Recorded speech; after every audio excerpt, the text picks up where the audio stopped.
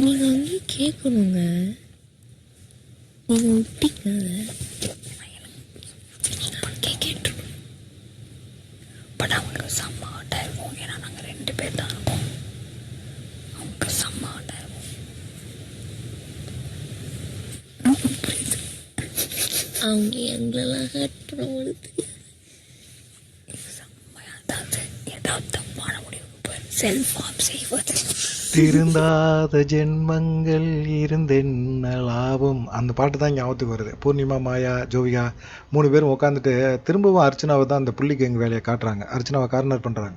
அவங்க வந்து எனக்கு மாயா தான் இருக்கிறாங்க அப்படின்னு சொல்லி, எல்லாருமே வீட்டை விட்டு வெளியே போயிட்டீங்க, உங்களால் விளையாட முடியல, மக்கள் உங்களை வெளியேற்றி விட்டாங்க, அதுக்கு காரணம் அர்ச்சனா அப்படின்னு சொல்கிறீங்க. உங்களோட கேம் அந்த மாதிரி இருந்துச்சு, புள்ளி கேங்குன்னு சொல்கிற அளவுக்கு நீங்கள் வச்சுக்கிட்டீங்க. ஒருத்தரை வந்து 7 பேர் சேர்ந்து கார்னர் பண்ணும்போது அப்போ அது தப்பாக படலை உங்களுக்கு. மக்கள் பார்த்து தீர்ப்பு கொடுத்து மக்கள் உங்களை வெளியேற்றி விட்டாங்க அப்படின்னா அதை ஏற்றுக்கிட்டு அமைதியாக இருக்கணும். வந்துட்டு உங்களுக்கு அர்ச்சனா மேலே இவ்வளவு பகையை காட்ட வேண்டிய அவசியமே கிடையாது. அர்ச்சனா வந்து வெளியே போயிட்டு இந்த நட்பு தொடரணும்னு ஆசைப்படுறாங்க. ஆனால் இந்த புள்ளிகேங்கு பார்த்தீங்கன்னா, ஐயையோ எங்களை புள்ளிகேங்குன்னு சொல்லி வெளியேற்றுறாங்க, நீங்கள் எப்படி அவங்க கூட நட்பு பாராட்டலாம் அப்படிங்கிற மாதிரி சொல்கிறாங்க. இல்லைங்க, அவங்களுக்கு என்னை தவிர வேறு யாருமே இங்கே இல்லை, அதனால அவங்க ரொம்ப சப்போர்ட்டிவாக என்னை கேட்டாங்க, அதனால தான் நான் அவங்க மேலே நட்பு காட்டினேன் அப்படிங்கிற மாதிரி மாயா ரொம்ப பில்டப் கொடுத்து பேசிகிட்டு இருக்கு. இந்த பில்டப் தான் வந்து மக்களுக்கு பிடிக்கவே பிடிக்காது. மக்கள் வந்து கோவப்படுறதுக்கு காரணம் வந்து என்னென்னா, ரொம்ப இயல்பாயிரு, ஏன் போய் சொல்கிற, அடிக்கடி ஏன் போய் சொல்கிற, யாருமே இல்லை அர்ச்சனா மட்டும் இருக்கும்போது அர்ச்சனாட்ட போய் பேச விரும்புனீங்க, அர்ச்சனா வந்து பேச விரும்பலை, மாயா பூர்ணிமா 2 பேர்த்திட்டையும் பேச விரும்பல. அதுக்கப்புறம் ஒவ்வொரு ஆளாக எலிமினேட் ஆகி போனோன்னா அப்புறம் மாயாவே போய் அர்ச்சனாட்ட பேசும்போது ஏன் நம்ம பேசக்கூடாதுன்னு அர்ச்சனா நினச்சி அப்புறமா அர்ச்சனா வந்து பேச ஆரம்பித்தாங்க. அதை அவங்க நேற்றே தெளிவுபடுத்திட்டாங்க.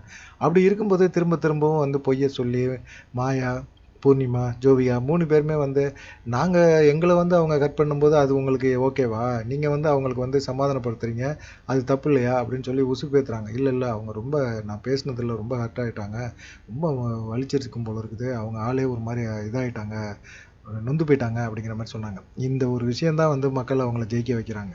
இவ்வளவு பேர் நீங்கள் கார்னர் பண்ணுறீங்க, ஒரு ஆளை இவ்வளவு பேர் சேர்ந்து கார்னர் பண்ணுறீங்க, கும்பல் கும்பலாக சேர்ந்து அவங்கள அட்டாக் பண்ணுறீங்க, அவங்கள தனிமைப்படுத்துறீங்க. போன சீசனில் அசீமா அப்படி தான் பண்ணாங்க. அதே போல் அர்ச்சனாவையும் இப்போ நீங்கள் வந்து அட்டாக் பண்ணி தனிமைப்படுத்துறீங்க. இந்த தனிமை தான் மக்களுக்கு வந்து அவங்க மேலே பரிதாபத்தை உருவாக்குது. ஆட்டோமேட்டிக்காக மக்கள்கிட்ட வந்து அவங்க ரீச் ஆகுறாங்க. அர்ச்சனா கண்டிப்பாக டைட்டில் அடிப்பாங்க.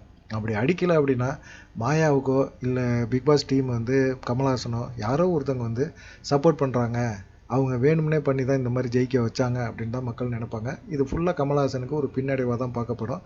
பார்த்துக்கிட்டேன் கமல்ஹாசன் என்ன செய்கிறாருன்னு சொல்லிட்டு. நன்றி, வணக்கம்.